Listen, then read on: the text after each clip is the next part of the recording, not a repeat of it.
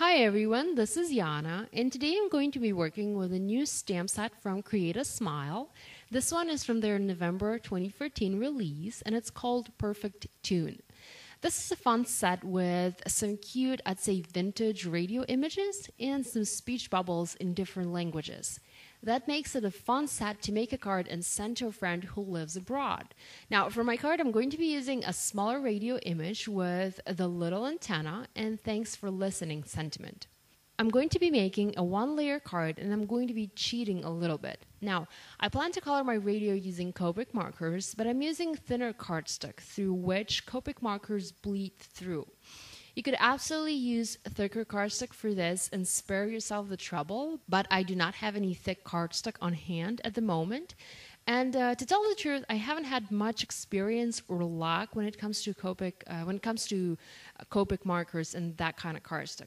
Thicker cardstock takes a lot more ink, and if you keep adding ink, it's going to bleed through the lines, the stamped lines. And this happens with my coloring all the time if I'm using thick cardstock. So I'm going to use my regular everyday thinner cardstock, and this is Nina Solar White. This is type of cardstock that I use for just about anything. So I already have an A2 top loading card base, and I'm going to stamp my radio using Memento Tuxedo Black ink. I'm using this kind of ink because it works well with Copics.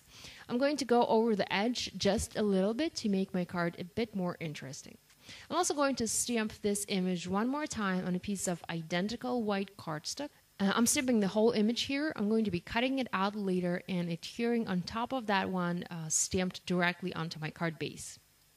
To color my radio, I'm going to use Copic markers. I have been trying to practice more and get better at coloring, so I'm hoping I'm making progress here. Okay, I have three colors, a light, medium, and dark, and I decided to go with purple, or I guess this would be more of a violet color. I have been using that color or that color family on a lot of my cards lately. I have been using violet ink, violet cardstock, violet pattern paper, anything violet really. I think I might have a violet obsession, just like a black obsession. Anyhow, I'm not a pro Copic colorer, but I love using these markers to color my stamped images. So I'm starting with a lighter color, which is a V12, and I'm just doing a whole wash of this color on my stamped radio. Now, I am for some reason trying to stay within the lines, but really I could have gone outside the lines easily since this image is going to be cut out. So any bleeding is not going to be visible on my finished project. Next, I'm adding a medium color, which in this case is a V04, and I'm pretending like the light is coming from the top left. So I'm going to make the top left of my radio the lightest and the bottom right part of my radio the darkest. So after I've added a bit of that V04, I'm going to go back to my lightest color, and I'm blending that again using a V12 marker. And finally, I'm adding the darkest color, the V15, and again blending that in with the lightest color. I have to say, even though I'm not that good at coloring using Copics or anything actually, I just like the process of coloring. It relaxes me and lets me enjoy card making.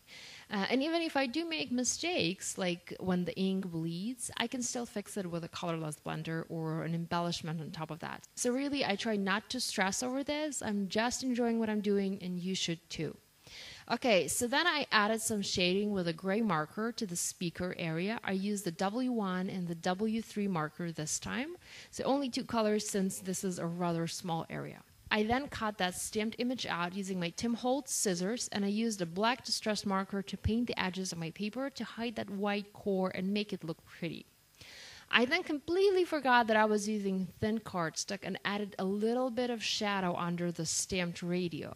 I did use a bit of ink, just a little bit of ink, so it didn't really bleed to the other side, and since this was the light color, it wasn't really visible there. But you know, this was a mistake. I then placed my colored piece on top of my stamped image on my card base and trimmed that extra part. It is important to adhere it first and then trim, as opposed to trimming and then adhering. You might not guess where the cut line should be, so you might ruin your project. I know this is such a silly advice, but sometimes we just forget the little things. I know I do. So this is just a friendly reminder. Finally, to finish my card, I added a few little wood veneer stars. I just love these little embellishments. They work well with lots of things, and I'm almost out on my first pack of these. So I'm thinking I need to get a new one because I really, really love them.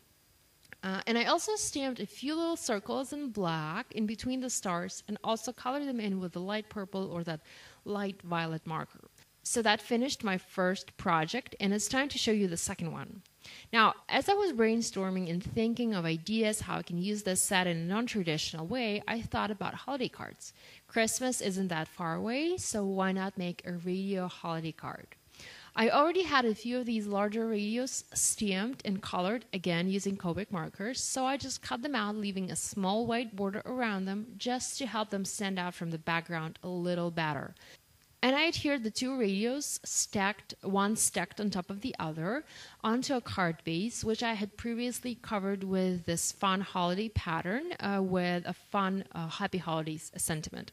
I used foam adhesive. These foam squares are from Dovecraft. It's a UK brand, and these are my favorite foam squares. They're nice and sticky, and there's like 400 of them in one pack, so they last for a long, long time. And I think they're very inexpensive too. Okay, so I stuck the two radios onto my card, then drew a little antenna with a black pen and stamped a circle in black ink just to have that antenna look on my radio. I just really like that antenna piece. I don't know why. Anyhow, this finishes my projects for today, and I hope you enjoyed them. You can find the list of supplies to create these cards in the video description and also on my blog. Please click the thumbs up button if you'd like to see more videos like this. Thanks. And if you're new to my channel, be sure to subscribe. I have new videos coming out every week. Thank you so much, and bye.